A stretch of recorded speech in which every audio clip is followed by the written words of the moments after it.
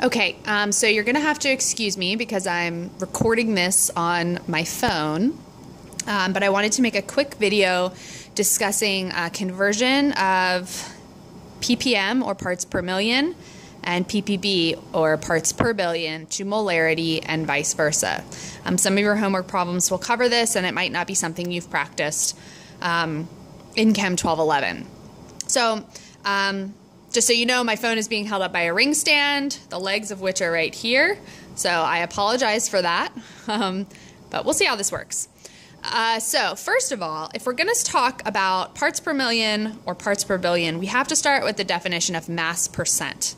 And you can see, based on what I've written here, that mass percent, or weight percent, as some people call it, I think your textbook refers to it as weight percent, is the ratio of the mass of the solute over the total mass of solution.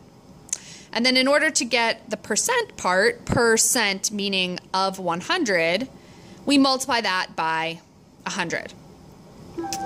If you come down here and look at ppm and ppb, parts per million, we see the same ratio of mass of solute over mass of total solution, except instead of multiplying by 100 as we did in the percent example, we're going to multiply by 1,000,000, or 10 to the 6th. And so if you can guess where I'm going with this, for parts per billion, again, we have that ratio of mass of solute over mass of total solution, and we're multiplying by 10 to the 9th here, okay? So this is generally what we're going to use as our basis for the next couple of examples. So the first example we're going to look at is converting from ppm, or parts per million, to molarity.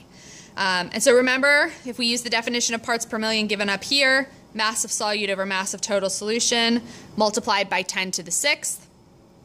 And of course, we know that molarity, or big M, is equal to moles per liter.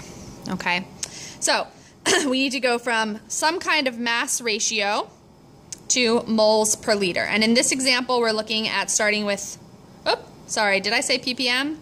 I meant ppb. 10 ppb of lead in drinking water, okay? So the first thing we start with is we can go ahead and plug our 10 ppb in right here for this relationship.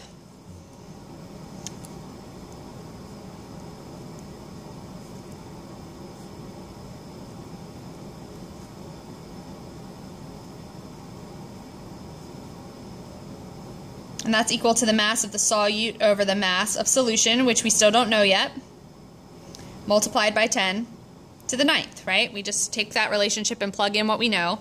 In order to isolate our unknowns here, we need to divide both sides by 10 to the 9th. And so I'm going to pull up my calculator really quickly, which you won't be able to see. So you should do this with your calculator. But 10 divided by 1e to the 9th. Put that in scientific notation, is 1 times 10 to the negative 8th. So now we have the mass of our solute over mass of our solution is equal to 1.0 times 10 to the negative 8th. And we'll talk more about sig figs later. For right now, we're just worried about conversions, okay? So I'm going to have to adjust. Oh. Hope you guys don't get dizzy.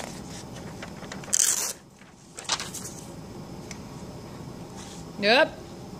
It's like riding on a roller coaster. Okay, hopefully you guys can see that. Okay, so we just started with, if I pull this down here, so we can see where we ended up. Our mass of solute over our mass of solution is 1 times 10 to the negative 8, right? So we can say that is the same as having 1 times 10 to the negative 8 grams of solute per gram of solution, right? 1.0 times 10 to the negative 8 over 1 is the same thing as that value there. Now in this case, our solute is going to be lead, and our solution is drinking water. So now we have a gram per gram unit that we need to change into, if we go back up here, moles per liter.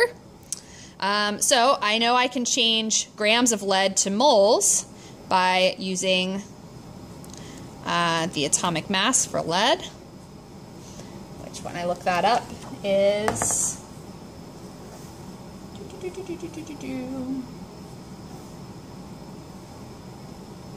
you guys can probably do this faster than I can. To find my periodic table.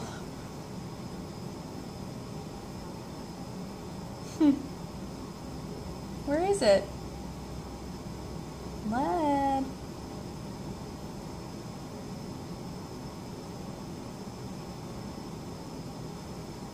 Okay, I actually can't find it on the periodic table. I feel pretty ridiculous right now.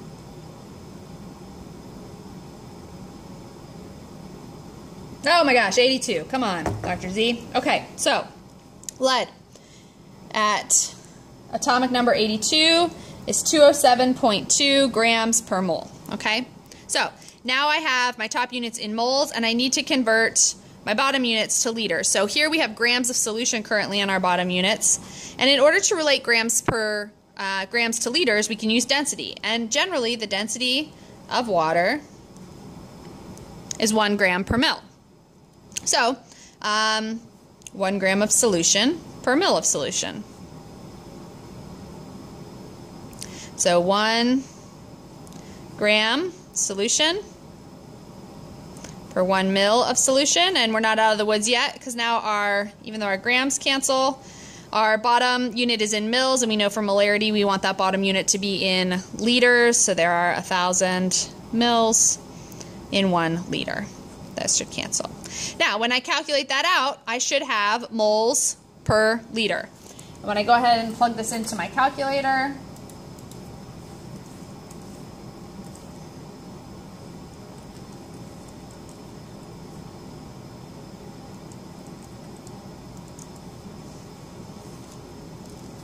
I get, oh, so this was density. Let me just clarify that. So my answer that I get is 4.8 times 10 to the negative 8th molarity, big M. Okay, so you can see here that if I'm looking at concentration, if I'm talking about drinking water and lead, 10 ppb might be an easier way to describe that concentration instead of 4.8 times 10 to the 8th molar. It gives you, thinking parts per billion, 1 part in a billion parts kind of gives you a visual to think about in terms of representing that concentration.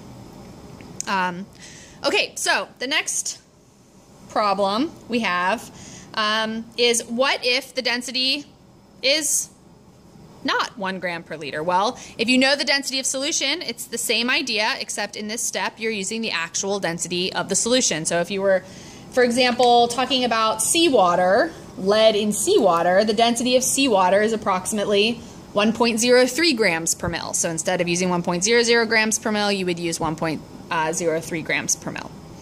But let's go in the opposite direction. Let's go from molarity to ppm. So let's think about, trying to think of a good example.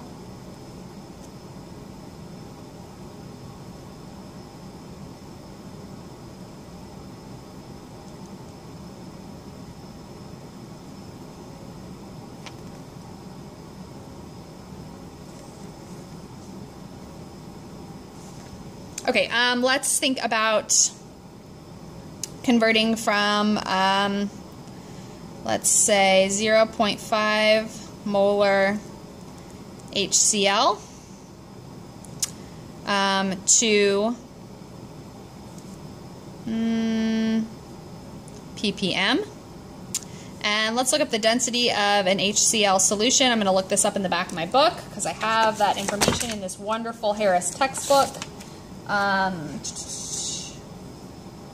Density, HCl, hydrochloric, 1.19 grams per mil.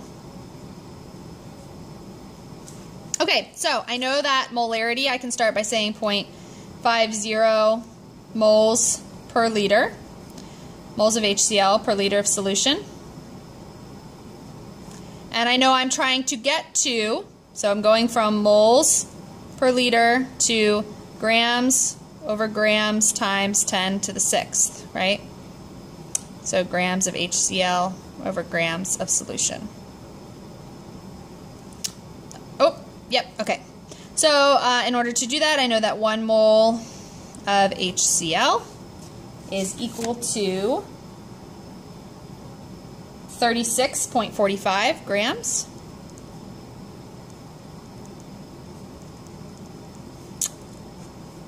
From my periodic table.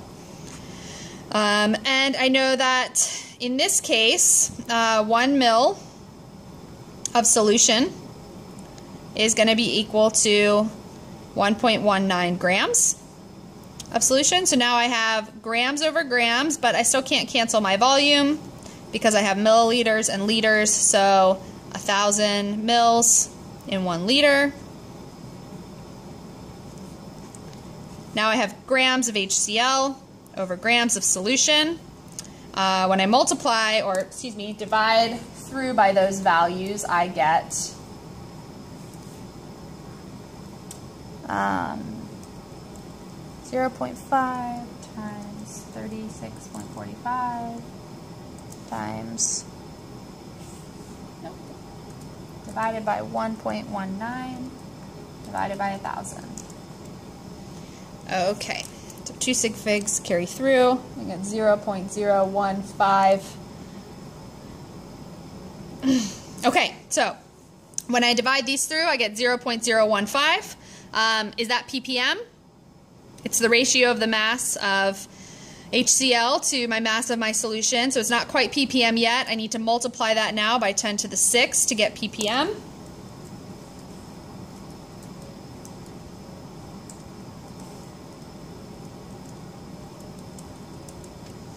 And so I get 1.5 times 10 to the 4th ppm. Okay, so that's my answer here. Have I gone off screen? A little bit. So there's the work. Okay? All right, so from here we can see that if I have to choose between 0.5 molar and 1.5 times 10 to the 4th ppm, it makes more sense to describe this concentration of HCl in molarity than it does in ppm. So we generally use ppm or ppb for very small concentrations. Hopefully this helps. If you have any questions, ask them in class or email me, and I will see you soon.